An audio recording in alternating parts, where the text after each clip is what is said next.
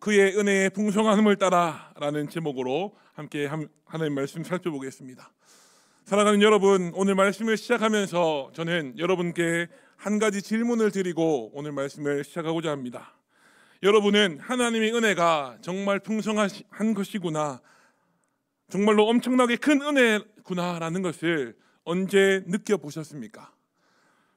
보통 말씀을 듣는 와중에, 또 말씀을 읽는 중에, 혹은 찬양을 듣거나 찬양을 내 입술로 고백하며 부를 때에 우리는 하나님의 은혜를 경험하기도 합니다. 또 그 은혜가 너무나 크고 놀라운 것이라는 것을 우리는 고백하게 되는데요. 오늘 우리가 살피는 이 에베소서는 바울이 에베소 교회에 보내는 편지입니다. 바울은 이 편지를 시작하면서 이 은혜의 감격을 주체하지 못하고 찬송부터 고백하며 이 편지를 시작하고 있음을 우리는 3절 말씀을 통하여 보게 되죠. 마치 마음에 말로 형용할 수 없는 그 감격이 파도처럼 막 밀려오는 것처럼 숨을 고를 틈도 주지 아니하고 하나님께 모든 영광을 올려드리고 있다라는 겁니다. 바울이 왜 이렇게 에베소서 말씀을 시작하면서부터 하나님을 향한 그 찬송으로 시작하고 있는 것입니까? 그리스도 예수 안에서 바울이 지금 현재 받아 누리는 그 은혜가 너무나 크고 놀라웠기 때문이다라는 사실을 우리는 기억해야 될 줄로 믿습니다. 우리가 오늘 함께 살피는 말씀을 통하여 우리에게 베풀어 주시는 그 하나님의 은혜가 얼마나 크고 위대한 것인지를, 얼마나 대단한 것인지를 다시 한번 깨닫고, 오늘 본문에 나오는 바울처럼 그 은혜를 베풀어 주시는 하나님께 우리 감사의 고백을 올려드리며 모든 찬양과 영광을 올려드리며 살아가시는 저와 여러분들이 다 되실 수 있기를 간절히 소망합니다. 아멘. 오늘 본문 3절 말씀에 가서 보면 바울은 하나님께서 어떤 복을 주셨다라고 기록해 놓고 있습니까? 하늘에 속한 모든 신령한 복을 우리에게 주셨다라고 바울은 분명히 고백합니다. 우리가 복이라고 하면 보통 세상적인 기준, 어떤 차를 샀다더라, 얼마나 큰 돈을 벌었다더라 라는 세상적인 기준으로 생각할 때가 너무나 많이 있음을 우리는 보게 됩니다. 그러나 이 3절 말씀이 기록하는 이 하늘에 속한 신령한 복이라고 하는 것은 물질적인 복을 받았다라는 의미가 전혀 아니라는 사실을 우리는 기억해야 될 줄로 믿습니다. 이 3절 말씀이 기록하는 하늘에 속한 신령한 복이라고 하는 것은 세상이 줄 수 있는 일시적인 성공이나 안식 같은 것들이 잠깐 있다 사라지는 영원하지 않은 것들이 절대로 아니다라는 것입니다. 그러면 이 하늘에서부터 온, 하늘에 속한 이 신령한 복, 이 복은 어떤 복이었겠습니까? 하늘로부터 온 영원하고 신령한 복, 즉 예수 그리스도로 말미암아 우리를 구원하시는 그 하나님의 구원하심, 그리고 구원하신 자에게 부어주시는 그 성령, 그 구원하신 자를, 구원받은 자를 하나님의 자녀로 받아들이시는 그 하나님의 자녀됨과 영생, 그리고 성령 하나님의 내주하심까지 내포하고 있는 것이 바로 오늘 바울이 얘기하는 하늘의 신령한 복, 하늘에 속한 신령한 복이다라는 것입니다. 우리는 지금 비록 내 눈앞에 보이진 않지만 이미 우리에게 주어진 복, 그 하늘의 신령한 복을 누리며 살아가는 사람이라는 사실이 우리 마음속에 깨달아지고 믿어질 수 있기를 간절히 소망합니다. 우린 예수 그리스도를 믿음으로 말미암아 구원을 받았고 하나님이 주시는 그 복, 지금도 우리에게 부어주시는 그 은혜를 누리며 살아가는 사람이라는 겁니다.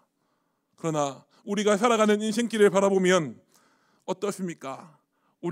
우리에게 주어진 삶을 살아가다 보면요, 때로는 힘들고 외롭고 무엇 하나 내 마음대로 되지 않는 것처럼 답답하게 느껴질 때가 분명히 있을 것입니다. 그러나 여러분 분명히 기억하시기 바랍니다.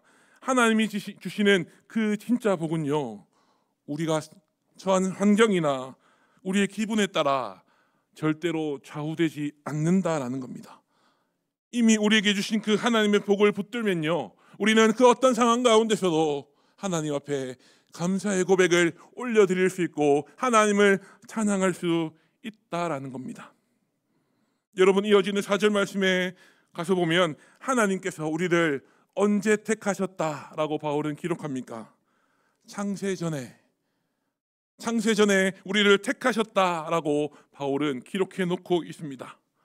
창세전이 언제입니까? 하나님이 이 세상 천지 만물을 만드시기도 전에, 아직 나라는 존재가 이 땅에 태어나기도 훨씬 전에 하나님은 이미 나를 하나님의 자녀로, 하나님의 백성으로 선택하셨다라는 겁니다. 이 하나님의 선택은 우리가 착해서 받은 것도 아니고요, 또 우리에게 어떤 공로가 있어서 받은 것도 절대로 아닙니다. 이 하나님의 선택, 나를 하나님의 자녀로 선택하시는 그 하나님의 선택은 전적인 하나님의 은혜라는 사실을 우리는 기억해야 될 줄로 믿습니다. 우리에게 그 선택을 받을 만한, 하나님의 은혜를 받을 만한 자격이나 조건이 단 하나도 없음에도 불구하고 우리를 사랑하시는 그 하나님의 사랑 때문에 하나님은 나라는 사람을 하나님의 자녀로 삼아 주셨다라는 겁니다. 그래서 우리는 그 하나님의 선택, 그 하나님이 나를 선택하신 것을 우리는 하나님의 은혜라고 표현하고 있다라는 겁니다. 그리고 이 택하심의 목적, 하나님은 무엇을 하시기 위하여 우리를 택하셨다라고 기록합니까? 우리를 거룩하고 흠이 없게 하시려고, 곧 하나님의 성품을 닮은 하나님의 자녀로 세우시기 위하여 하나님은 우리를 택하셨다라고 4절 말씀은 분명히 기록하고 있다라는 겁니다.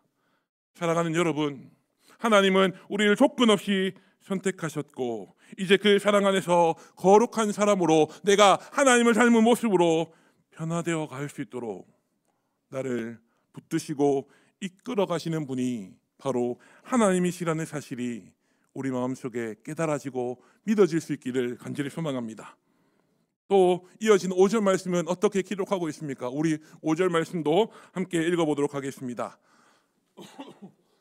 그 기쁘신 뜻대로 우리를 예정하사 예수 그리스도로 말미암아 자기의 아들들이 되게 하셨으니, 아멘. 그 기쁘신 뜻대로 하나님의 자녀가 되게 하셨다, 자기의 아들들이 되게 하셨다라고 5절 말씀은 분명히 기록합니다. 하나님은 그저 우리의 죄 많은 우리의 모습들을 그저 용서해 주신 정도로 끝난 것이 아니다라고 바울은 분명히 이야기하고 있다라는 겁니다. 그저 죄 지은 사람을 그저 용서해 주는 것으로 끝난 것이 아니라 그 죄 지은 죄인인 우리들을 하나님의 자녀로 삼아 주셨다라고 5절 말씀은 분명히 기록하고 있다라는 거죠. 그리고 그 하나님의 자녀로 받아주신 그것도 억지로 누가 시켜서, 누가 등 떠밀어서 우리를 하나님의 자녀로 받아주신 것이 아니라 하나님의 기쁘신 뜻대로, 하나님이 기쁨과 사랑으로 우리를 하나님의 자녀로 받아주셨다라고 5절 말씀은 우리에게 분명히 기록하고 있다라는 겁니다. 그래서 우리는요, 더 이상 하나님 앞에서 고아처럼 버려진 사람들이 아닙니다. 오늘 5절 말씀을 통하여 들은 것처럼 하나님은 지금도 우리를 자녀로 삼아주시고 하나님의 자녀답게, 하나님의 자녀다운 모습으로 살아갈 수 있도록 우리를 붙들어 주시고, 그 하나님은 나의 아버지로서 우리를 돌봐주고 계신다라는 겁니다. 그뿐만 아니라 영원한 하나님의 나라, 그 천국을 상속받을 수 있는 영원한 상속자가 되게 하셨다라는 겁니다. 이것이 얼마나 우리에게 큰 은혜이고 큰 변화입니까? 그 은혜를 베풀어 주신 하나님 앞에 오늘 바울은 3절 말씀을 통하여 찬송하리로다, 그 말로 다 형용할 수 없는 그 은혜를 깨닫고 하나님 앞에 그 은혜를 베풀어 주신 나의 아버지 앞에 감사의 찬송을 올려드리고 있다라는 겁니다. 누가복음 15장에 보면요, 탕자의 비유가 나옵니다. 탕자의 비유 가운데 그 아버지의 모습, 멀리서 아들이 오는 것을 보고 맨발로 달려나가 안아주고 또 뽀뽀해주고 또 옷을 갈아입혀주고 그 손에 가락지를 끼워줬던 그 아버지의 모습이 오늘 우리가 믿는, 우리가 신뢰하는 그 하나님의 모습이라는 사실이 우리 마음속에 깨달아질 수 있기를 간절히 소망합니다. 그뿐만 아니라 그 아버지의 고백은 어떻습니까? 이 아들이 죽었다가 다시 살아났으며 내가 잃었다가 다시 찾은 아들이라 하면서 즐거워하였다라고 누가복음 15장 24절 말씀은 기록하고 있죠. 그리고 그 살았다가 다시 돌아온 아들, 잃었다가 다시 찾은 아들을 위하여 그 아버지는 큰 잔치를 베풀었다고 성경은 기록하는데요. 우리 하나님 역시도 마찬가지이신 줄로 믿습니다. 우리가 하나님 앞에 돌아가기만 하면 하나님은 우리를 껴안아 주시고, 사랑하는 아들아, 사랑하는 내 딸아, 잘 왔다. 이 사랑하는 내 아들, 이 내 딸은 죽었다가 다시 살아난 내 자식이고 내가 잃었다가 다시 찾은 자라고 말씀하시면서 큰 기쁨의 잔치를 베풀어 주시는 분이라는 사실이 우리 마음속에 깨달아질 수 있기를 간절히 소망합니다. 그리고 마지막으로 6절과 7절 말씀은 어떻게 기록하고 있습니까? 우리 6절과 7절 말씀도 함께 읽어보겠습니다. 이는 그가 시작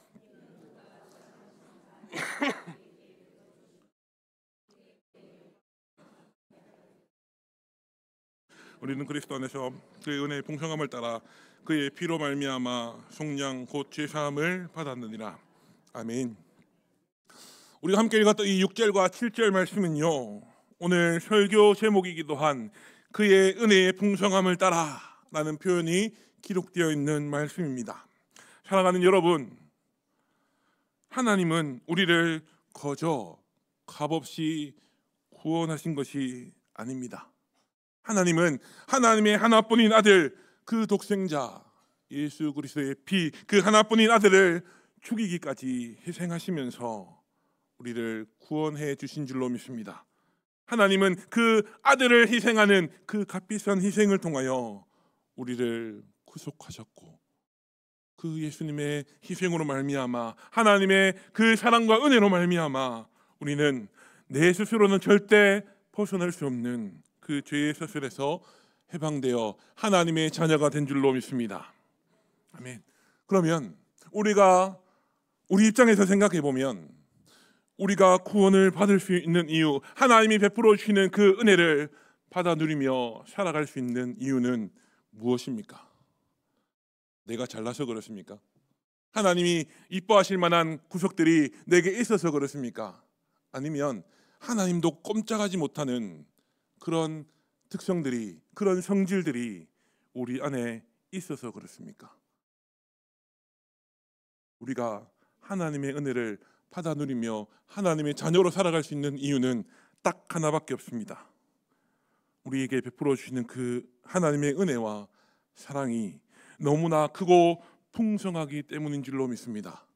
그 하나님의 크고 풍성한 그 은혜가 오늘 이 시간 우리에게도 동일하게 부어지고 있는 줄로 믿습니다. 그리하여 우리는 예수님의 십자가를 바라볼 때 이렇게 고백하죠.